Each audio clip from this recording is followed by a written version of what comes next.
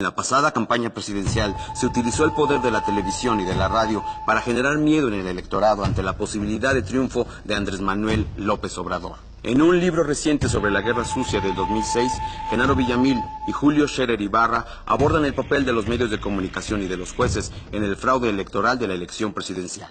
La Guerra Sucia del 2006 tuvo como características esenciales, en primer lugar, la sobreexplotación del uso de los spots, de estos anuncios de 20 segundos pagados por los partidos políticos y por los financiadores de Felipe Calderón sobre todo, en contra de Andrés Manuel López Obrador. La característica esencial de la guerra sucia que empezó en México en términos mediáticos en el 2006 fue la inducción del miedo y la inducción del odio.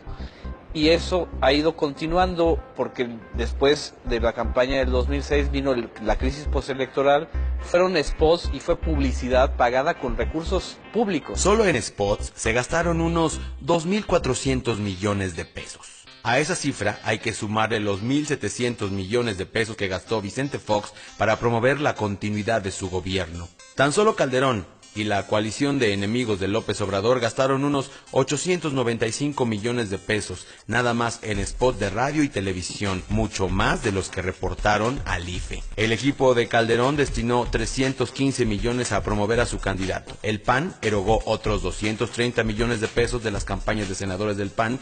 Además, la dirección panista contribuyó con 47 millones para la campaña contra el peligro para México. A eso hay que sumarle los 77 millones que Demetrio Sodi invirtió en spots para denostar al gobierno capitalino. El Consejo Coordinador Empresarial gastó 136 millones, Jumex 13 millones. La asociación Ármate de Valor gastó 30 millones para sus spots de Chávez y la empresa Sabritas destinó 16 millones. Entonces no estamos hablando aquí de libertad de expresión, estamos hablando en primer lugar de corrupción, porque se trata de un desvío de fondos multimillonarios a la pantalla comercial para denostar a un contendiente. En segundo lugar, no se trata de libertad de expresión porque en la libertad de expresión hay derecho de réplica y hay posibilidad de que el otro arme una polémica y contraste puntos de vista. Aquí se trata de orientar e inducir una opinión, alterando además los hechos,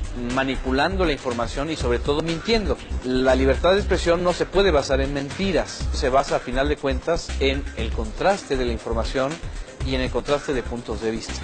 El uso y abuso de la pantalla para linchar a un disidente o a un crítico político.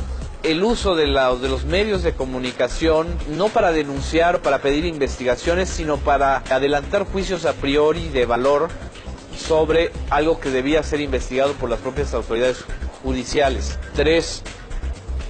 La creación de un consenso en torno a la criminalización de un político que desde entonces fue definido como corrupto, como un peligro, sin que existiera una sola prueba contundente y jurídicamente válida que lo acreditara. Lo peor es que es el empobrecimiento de la cultura política de los partidos y de las contiendas electorales y el enriquecimiento brutal de Televisa y de TV Azteca, que a final de cuentas fueron los grandes ganadores de este tipo de estrategia que vacía la política de contenidos y la llena además de una serie de connotaciones muy negativas y polariza a la sociedad. Sinceramente es demasiado grotesco que acusen al PRD y a su candidato presidencial de ser los responsables de la polarización, cuando la polarización fue resultado de todo este operativo de medios y de toda esta enorme industria y negocio que ahorita se está documentando por el propio Instituto Federal Electoral, el propio IFE, lo está diciendo. ¿Por qué? Porque es tan grave el despilfarro que está en torno a esto, que si no hay un freno, cualquier contienda electoral se va a ver marcada por esto. El Tribunal Electoral dijo que sí existió la guerra sucia, pero que no fue determinante para el voto. Y como no fue determinante para el voto, no podía ser analizada dentro del causal de la nulidad electoral, o de el hecho de que no declarara triunfador a quien declararon triunfador, que fue a Felipe Calderón. Ahí está la gran trampa. Por supuesto que fue determinante la guerra sucia, tan fue determinante que lo que hizo y los meses y los estudios incluso de las propias encuestas lo confirman. Sí había un efecto de impacto en la población, sobre todo en el votante indeciso. Además hay otro elemento. La guerra sucia alteró la equidad electoral. No puede haber equidad electoral, ni puede haber imparcialidad electoral, ni objetividad electoral si los medios de comunicación, su único elemento y su única guía para cubrir las elecciones es quien le dé más dinero, quien contrate más spots con ellos, a esos va a beneficiar. Eso no es un principio democrático, eso es un principio de mercadotecnia. Y eso el tribunal lo pasó por alto. Y creo que fue y es el peor antecedente o precedente jurídico para los futuros procesos electorales. Lo que te conduce la guerra sucia es a la balcanización de la sociedad y se vuelve un estilo, una manera de gobernar. Lo estamos viendo con Felipe Calderón. Felipe Calderón no solo utilizó la guerra sucia y los spots para meter pánico moral durante la campaña electoral, lo está haciendo en el ejercicio de su gobierno, y esa inducción al miedo y al odio de quien disienta, de quien piense de manera contraria, se va a volver una forma, un estilo personal de gobernar de Felipe Calderón.